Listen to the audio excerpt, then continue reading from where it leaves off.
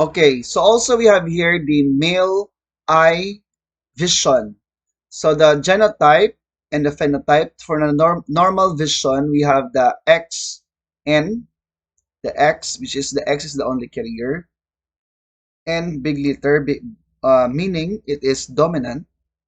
So we'll have the normal vision, and for the color blind, the X recessive, no, for the vision stands for small letter N, which is the color blind. Now, sex-linked trait is also carried by the genes in the male's Y chromosome. Sex-linked traits associated with the Y chromosomes are called Hollandric traits. One typical example of Hollandric trait is the trichosis, which is the growth of hair in the ears of aging males. So there are cases man nung may ara kita gitawag nga um, sex-linked traits no sa Y chromosomes. No, usually sa X chromosomes ini siya. And this is one example is the Hollandric traits by which may gatubo nga buhok sa dulonggan sang nagaedad nga lalaki. And this is what we call the trichosis. Okay? So, okay, let's move on to what we call the sex influence trait. Kagina, sex-linked trait, diriya, sex influence trait. Is carried by the autosomes and not the sex chromosomes. So sa sex influence trait ya, imbes nga sex chromosome, diriya sa sex influence trait, this is carried by the autosomes or our body chromosomes. So this trait is not restricted to male humans only.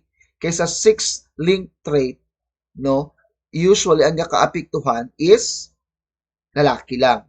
Sa sex influence trait, diriya hindi na siya limited or restricted lang sa lalaki.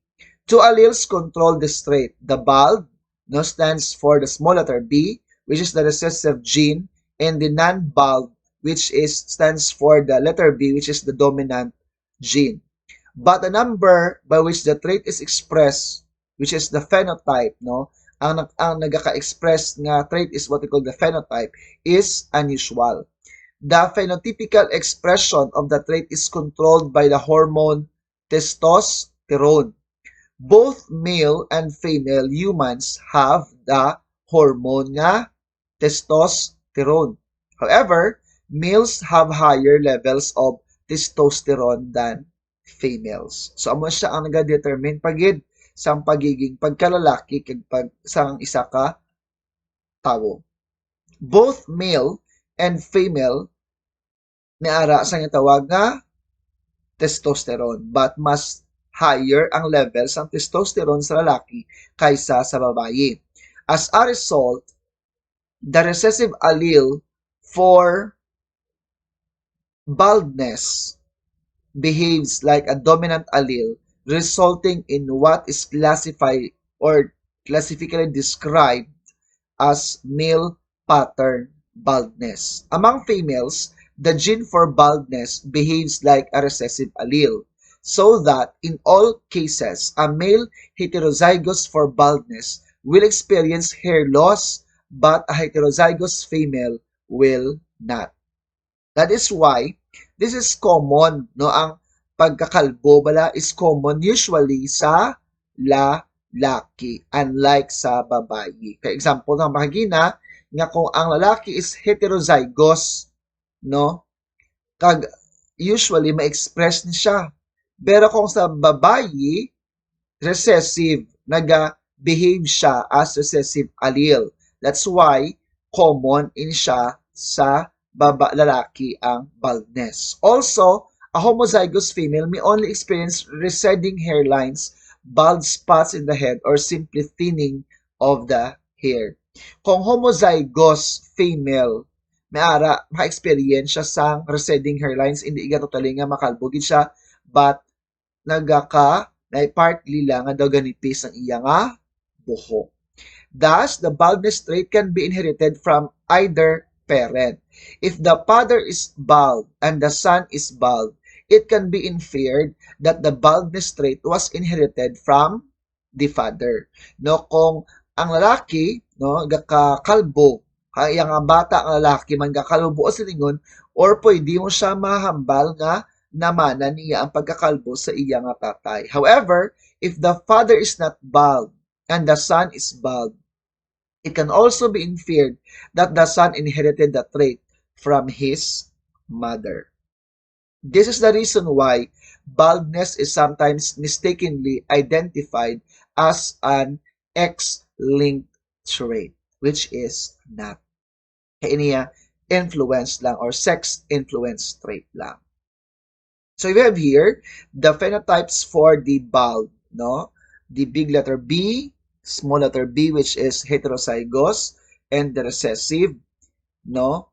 This is for the bald, and ang non-bald dia is the dominant, no? Represented by big letter B. The same man sa aton nga babayi, we have the bald, no, recessive, and the not non-bald, the heterozygous, and the homozygous for the non-bald allele. Okay, so we have also here the example of the sex influence cross of baldness, no? Segregation of gametes, we have the X and Y for the bald, no? The recessive trait, no? I-cross mo siya. This is the father, this is the mother, which is the not bald, no? Heterozygous siya for the not bald.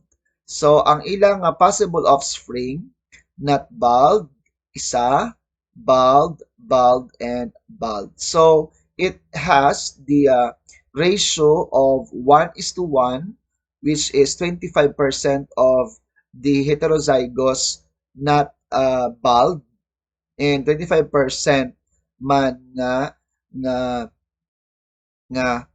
recessive, no, for not for the bald. So 1:1 for the male nga bata nila, then 1:1 man for sang ilang nga bata nga babayi, which is not bald kang isa is bald. So the phenotypic ratio, no, for the male is 1:1, 25% not bald and 25% na bald. So diriho sa female, this is 100% na bald. Okay? Appear siya as recessive. Okay? So that is under some sex influence trait. So now let's move with what we call the sex-linked or sex-limited trait. So this is the last pattern of inheritance, no? Non-Mendelian pattern of inheritance, which is the sex-limited trait. Just like sex-influence trait, sex-limited traits are determined by the genes in the autosomes or your what we call the body chromosomes, and therefore are found in both male and female ang sex-limited trait. The difference is in the expression or the phenotype of the genes in the organism. So the trait is expressed only in one gender and does not appear in the other. In other words, the trait is manifested differently between the two sexes. The genes may have dominant effects in one sex and a recessive effect on the other. One typical example is the production of milk in lactating mothers, but the effect of the genes is only observable among females since females exhibit or possess the normal conditions such effect to happen or the presence of well-developed breast. No, example sang sex-limited trait is ang production sang milk sa mga nagapatiti na nanay. So this is only limited or exclusive for the female. Unlike nga hindi na siya pwede nga ang lalaki mag-lactate man kaya hindi siya limited sa lalaki kundi sa babae lang. No, example siya sang sex-limited trait. No, as a sort of review, we have here the concept micro. Again, the law of incomplete dominance states that in a heterozygous alleles, one allele is not completely dominant over the other allele, resulting